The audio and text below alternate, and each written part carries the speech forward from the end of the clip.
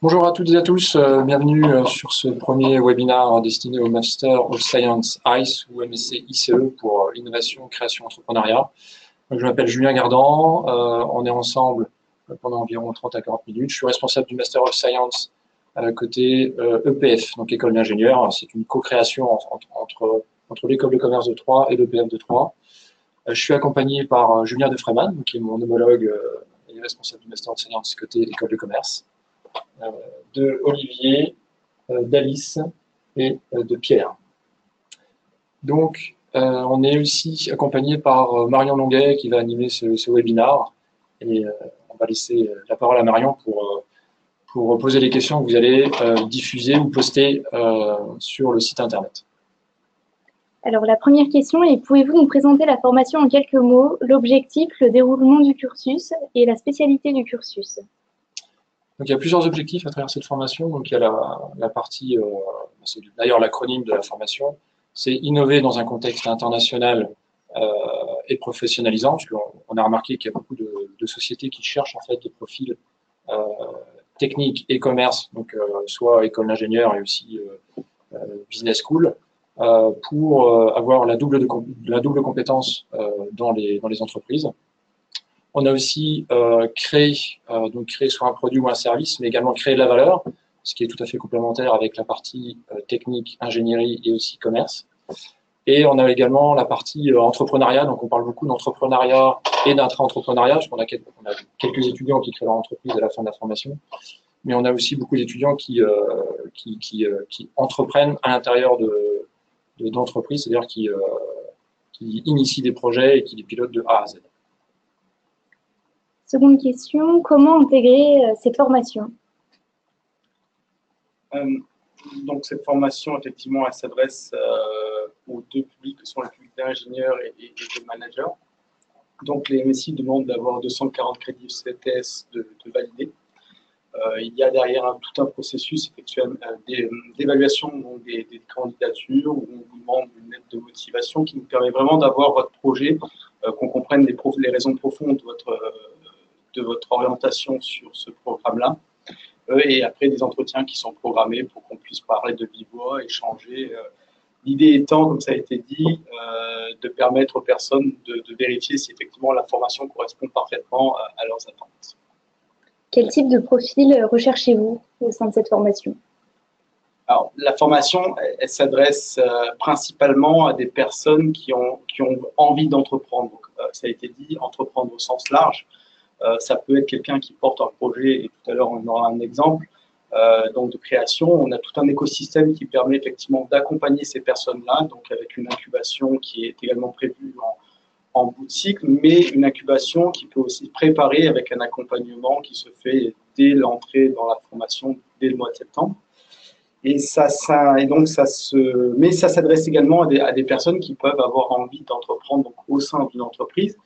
L'idée étant de révéler des talents d'entrepreneurs. On peut entreprendre dans plein de contextes différents, on peut avoir envie de créer de la valeur au sein de grosses structures, au sein de PME, au sein de startups déjà existantes. Donc, on recherche surtout des profils qui sont entreprenants, qui ont envie d'essayer des choses, qui ont envie d'apprendre, qui vont certainement aussi apprendre par l'échec. Et après, il y a toutes ces réflexions sur le rebond, le tout étant toujours de générer une valeur sociétale. Alors, nous allons parler du retour d'expérience. Nous allons écouter les étudiants, en fait, concernant leur parcours. Pourquoi avez-vous choisi cette formation? Donc, on va vous laisser la parole. Je me lance alors. Je suis en école d'ingénieur. Je suis rentré par le cursus ingénieur. J'ai fait mes 3 premières années d'ingénierie à l'EPF à Troyes, donc ici, et je suis parti pour ma 4e année sur Paris pour faire la filière numérique de l'EPF. Et c'était très bien, ça m'a donné une culture du numérique qui était vraiment très intéressante. Mais j'avais envie de découvrir autre chose, j'avais envie d'apprendre à travailler avec d'autres personnes, avec nos amis les commerciaux, les designers qui travaillent également avec nous.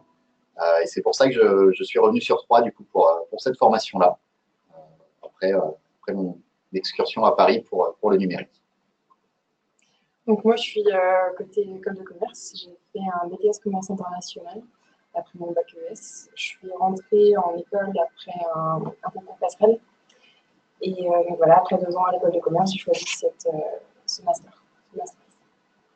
Donc moi j'ai le même parcours que Pierre, donc j'ai été reçu avec le concours à venir pour faire les 3 premières années généralistes à l'EPF. Et ensuite j'ai choisi la filière informatique de l'EPF à Sceaux pour ensuite faire ma dernière année ici à Troyes dans le Master S. Okay. Il faut préciser qu'il y a aussi dans le cursus, en fait, il y a 2 volets. Donc il y a un volet lié donc à l'école de commerce, donc la partie commerciale, on va dire, et puis un volet lié à l'ingénierie, toute la partie scientifique et technologique. Et au centre, il y a un projet en fait à mener pendant 8 mois où on a des projets innovants proposés par des entreprises, mais aussi des projets proposés par des étudiants qui sont intégrés, qui sont incubés dans le Master ICE. Et c'est le cas justement du projet d'Olivier. Tu veux peut-être en dire 2-3 mots? Ouais, du coup, pendant ma 4e année à l'EPF, j'avais commencé à travailler sur un projet de skateboard électrique. Donc j'avais fait quelques prototypes et je travaillais dessus à côté des cours. Et quand j'ai vu que le Master ICE proposait de venir avec un projet et de pouvait incuber ce projet sur 3 et nous permettait de le développer durant toute l'année, avec en plus l'appui de commerciaux et de designers en même temps. Pour moi, j'ai trouvé ça vraiment cohérent avec ce que je voulais faire. Et c'est pour ça que j'ai proposé le projet aux différentes personnes qui encadraient le master. Et le projet a été accepté. Et maintenant, je développe le projet avec Pierre, qui fait partie des 2 ingénieurs sur les 5 personnes qui travaillent dessus. Donc, on a 3 commerciaux. Et en plus de ça, on a des gens de l'école de design qui nous aident au niveau des visuels, au niveau de tout ce qui est rendu. Et voilà. Alors, c'est une des particularités de ce programme, c'est que si vous avez effectivement des projets que vous avez en tête et que vous ne voulez pas avoir de regrets, vous avez la possibilité de proposer ces projets, de l'intégrer. Donc, on l'intègre dans la formation et on construit des équipes sur mesure avec une vraie méthodologie pour vous accompagner dans le développement de ce projet. Alors, on ne sait pas si ça va aller au bout ou pas. Par contre, pendant 7 à 8 mois, vous allez travailler avant une incubation sur ce projet, et ce qui permet effectivement alors à certains de lancer leur affaire ou à d'autres d'avoir essayé pour s'être rendu compte effectivement que ce n'était peut-être pas le bon projet, mais que ce sera un autre finalement qui développeront plus tard. Donc, c'est une opportunité. Comment avez-vous vécu du coup cette expérience? Comment vous la vivez, les interactions entre les commerciaux, les designers, les ingénieurs? C'est très agréable, très sympathique. C'est quelque chose de vraiment très enrichissant aussi. On ne travaille pas forcément de la même façon, on n'a pas forcément les mêmes visions des choses. Et je pense que le point qui est le plus marquant, c'est l'importance qu'on met aux choses. Un ingénieur va tout de suite penser, d'accord, cette idée elle est bien, mais comment est-ce qu'on va la faire marcher? Concrètement, il me faut quoi derrière? Alors que les personnes qui sont issues de l'ESC sont plutôt sur considérons que ça marche et qu'est-ce qu'on en fait derrière, comment est-ce qu'on la distribue, comment est-ce qu'on la développe, avec qui on travaille. Donc c'est vraiment ce point-là qui est d'une part très intéressant et puis très enrichissant dans la formation. Quand on rajoute en plus de ça les designers sur une 3e vision qui est la façon dont on le présente et l'aspect global des choses, c'est vraiment une formation qui est très agréable et très enrichissante à faire. Oui, je pense que tu as tout dit, c'est ça en fait. On a beaucoup de projets, on travaille tous ensemble. Donc quand on voit qu'on ne travaille pas du tout de la même manière, c'est très formateur en fait, parce qu'on se dit que quand plus tard, on ne va pas travailler seulement avec des commerciaux, on va travailler avec des designers, avec des ingénieurs. Donc ça nous apprend aussi à faire avec nos particularités, à faire avec nos différences et à fonctionner ensemble, et c'est vraiment très formateur. Nous avons une question. Quels sont les points forts de cette formation, d'après vous? La gestion de projet. Pour moi, c'est ça. En tant qu'étudiante en école de commerce, moi, mon but et la raison pour laquelle j'ai intégré ce master, c'est parce que je veux être chef de projet. Et on en a beaucoup tout au long de l'année. Donc, ça nous apprend beaucoup. Et puis, pouvoir dire qu'on a un double diplôme, école d'ingénieur, école de commerce, ça ouvre beaucoup de portes après. Je viens d'être de décrocher mon stage à Decathlon en Suède, à Stockholm, en tant que chef de projet. Et je sais que c'est grâce à ce master. Je sais que c'est parce que j'ai ce master en double diplôme avec la partie innovation, création et entrepreneuriat. Donc, je suis vraiment très contente. On insiste beaucoup sur cette transversalité. C'est pour ça aussi que le projet qui dure 8 mois intégré dans la formation, cette multidisciplinarité entre ingénieurs, commerciaux et designers, apporte vraiment beaucoup de valeur. C'est-à-dire qu'au niveau de votre profil, vous pouvez trouver des opportunités très intéressantes. Parce qu'on voit dans les stages qu'on a, du côté école d'ingénieur EPF et puis école de commerce. Nos étudiants, on trouve des stages très très intéressants. Et je pense que dans les autres points forts aussi, il y a le fait d'être sur plusieurs écoles, ça nous permet vraiment d'avoir tous les avantages des différentes écoles, que ce soit au niveau des outils, ça nous permet d'avoir tous les outils numériques qu'on a ici, plus tous les outils de prototypage à l'école de design. Ça nous permet aussi d'avoir un réseau important, puisqu'on combine les réseaux de plusieurs écoles. Ça nous permet d'avoir des acteurs aussi à l'écoute et qui nous permettent d'avancer sur des projets qui sont des acteurs très divers. Je pense que ça fait aussi partie des points forts de la formation. Et si je peux me permettre d'ajouter un point, on a aussi la notion de proximité. Donc sur 3, l'écosystème a été structuré de telle sorte que nous puissions diversifier toutes les expériences pédagogiques avec des projets réels sur différents types de formats. Des hackathons de 3 jours, des projets un peu plus longs, et tout ça avec les acteurs du territoire, que ce soit les associations de dirigeants, du CJD, du MEDEF, etc. Et on crée ce maillage-là dans une relation finalement où les entreprises nous apportent un contexte d'apprentissage avec un environnement professionnel et les étudiants vont devoir répondre professionnellement à ces besoins-là dans des formats qui sont faciles à mettre en œuvre tout au long de l'année. Je pense que c'est aussi un des points positifs. Ouais, pour dire moi ce que j'avais aimé dans la formation en tant que chef de projet pour le skateboard électrique, c'est que on avait notre projet central qui était un peu l'axe directeur de la formation et les cours qu'on avait dans la formation s'imbriquaient bien sur le projet. Par exemple, toute la dimension commerciale, connaître le marché, ça c'est quelque chose que j'avais pas vraiment pensé avant de développer le produit et qui sont très importantes au niveau du lancement d'un produit comme ça. Et pour revenir sur ton stage que tu as trouvé, moi qui est plutôt un profil technique, donc pas forcément manager, c'est vrai qu'en entretien, quand on me dit que j'ai eu des cours en formation sur le design thinking, donc comment avoir une démarche, on crée de la valeur, ça intéresse vraiment les recruteurs et c'est vraiment une plus-value, même en ayant un profil assez technique. Puis ça révèle une ouverture d'esprit, voilà. Capacité à intégrer une équipe collective. D'ailleurs, je pense que la partie multiculturelle, c'est-à-dire que c'est une formation qui est 100% en anglais, donc qui est ouverte à des étudiants étrangers. Donc on a souvent des Allemands, on a eu des Lituaniennes, on a eu des Russes aussi. Donc voilà, cet environnement, quand tu parlais d'ouverture d'esprit, c'est aussi cet environnement international qui crée une dynamique justement autour de la création de valeur, encore une fois, puis la création de projets. Et puis au niveau de la recherche de stage, parce que on est en plein dedans, c'est vrai que cet aspect anglais, on n'en parle jamais assez, mais c'est indispensable, même pour bosser en France. Le nombre d'entreprises qui recherchent actuellement des profils bilingues en anglais, parce que les acteurs actuels sont des acteurs internationaux et que les outils ou les produits achetés viennent de l'international, il faut cet anglais. Et le fait de le travailler tout au long de l'année, c'est vraiment quelque chose d'important et positif. Alors, nous avons parlé des points forts de la formation et des éléments différenciants. Maintenant, parlons un peu de la vie sur le campus, à l'EPF et à l'ESC sur 3. Je crois que vous êtes bien placé pour dire. La ville de Troyes, elle n'est pas très grande et pourtant elle est très intéressante pour un étudiant, justement parce qu'elle n'est pas très grande. Le matin, on peut se permettre de se lever pas très tôt parce qu'on a pour 10 minutes pour aller jusqu'à l'école. On n'est pas obligé de perdre les 45 minutes de transport en commun de la vie parisienne.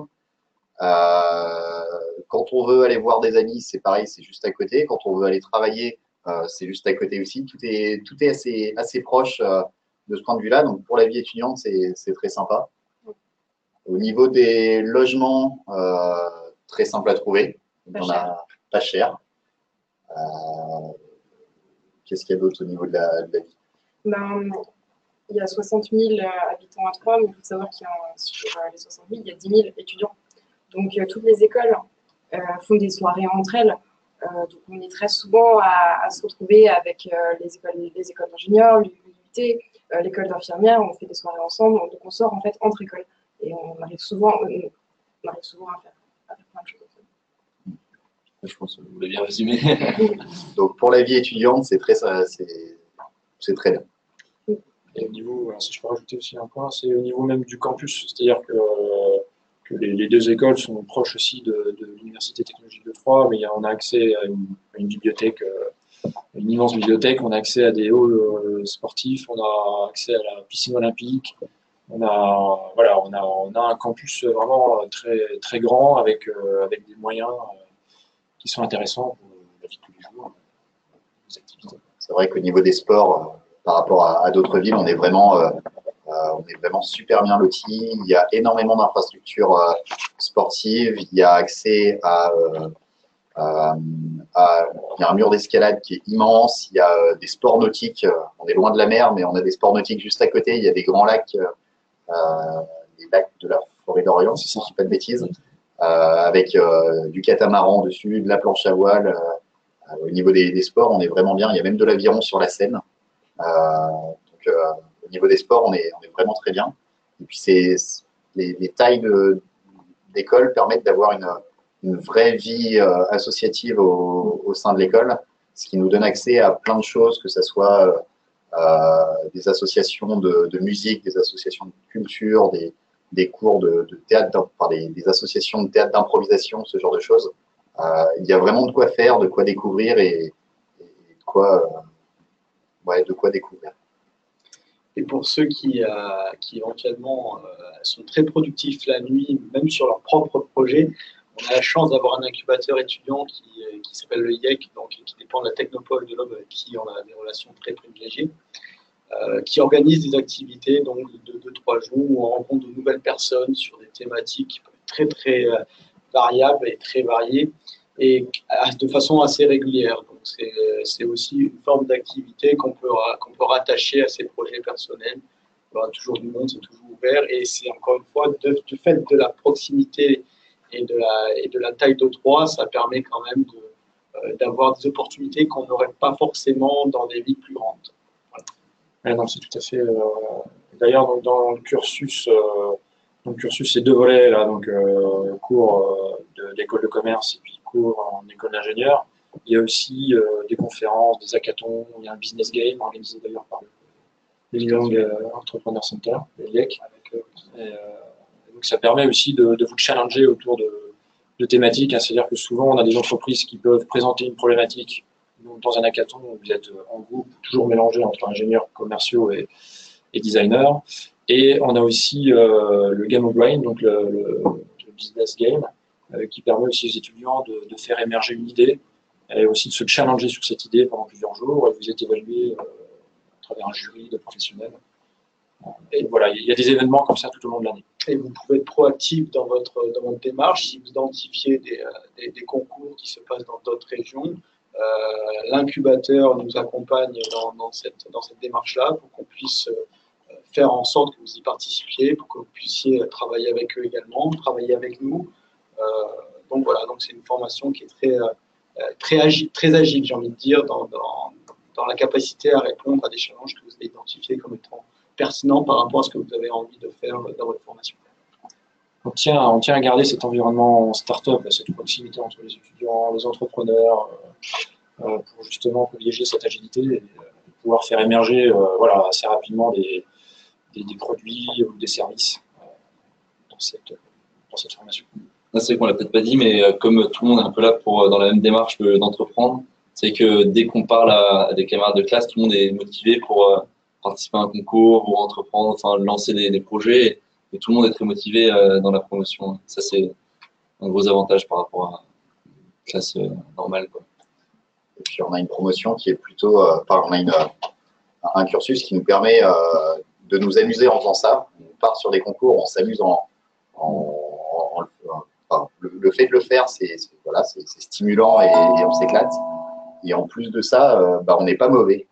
On n'est pas mauvais. C'est rien de le dire, mais on a quand même pas mal d'équipes composées d'étudiants du master qui ont remporté des choses cette année ou qui ont remporté des choses les années d'avant sur des choses comme ça. Il y a même des anciens qui lancent des entreprises via des projets qu'ils ont proposés à des concours. Donc, c'est quelque chose qu'on aime faire et dans lequel on se débrouille plutôt bien.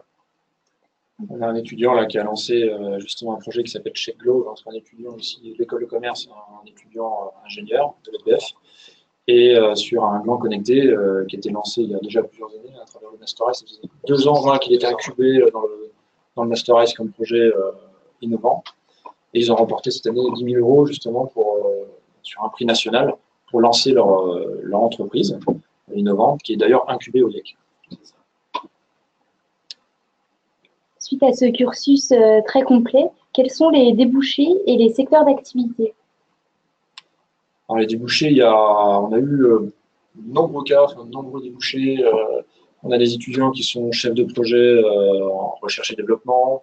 On a eu une étudiante, par exemple, qui était chargée d'affaires, par exemple, chez BPI France, voilà, pour gérer des projets innovants. On a quand même beaucoup de profils d'étudiants qui trouvent une place dans un poste dans une société pour, encore une fois, trouver une transversalité entre la partie bureau d'études ou laboratoire de recherche, la partie commerce et même la partie design, pour faire le lien entre ces 3 services et permettre justement à la société de se développer plus rapidement. Donc, on a plusieurs cas différents. Alors, il y a toujours des appellations différentes sur les métiers, mais essentiellement, on va être sur du business development dans tout type de structure, dans des grands groupes, dans des PME et également dans des startups. Donc là, c'est un contexte très particulier aussi, avec cette notion, cette capacité à créer de la valeur, à travailler avec des effectifs souvent réduits, mais à arriver à performer également. Par des aptitudes très particulières qui sont développées dans le cadre de la formation. Donc, c'est vraiment des profils qui sont actuellement très recherchés.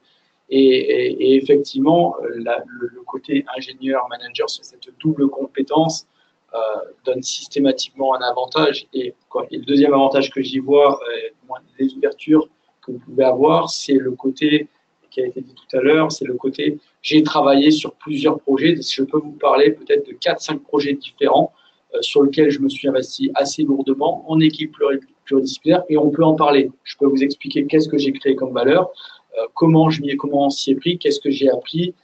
On est sur du concret, on est sur de la pédagogie active.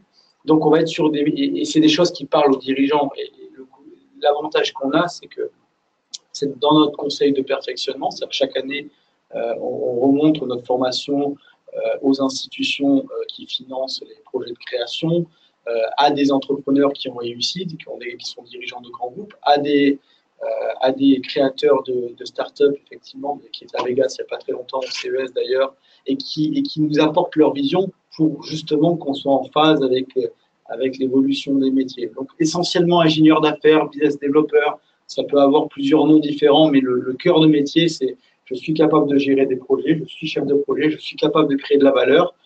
Et si vous m'embauchez, je vais pouvoir effectivement vous proposer des relais de croissance parce que j'ai appris à faire ça.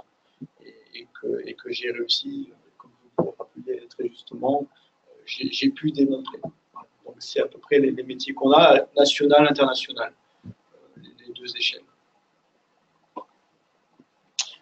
Ce qu'on pouvait rajouter aussi, c'est le fait, parce qu'on a vu qu'on avait plusieurs personnes connectées qui ont différents profils. Hein. On a des profils. Donc, en fait, il y a 2 types de recrutement. Donc, il y a un recrutement qui est plutôt interne et un recrutement externe.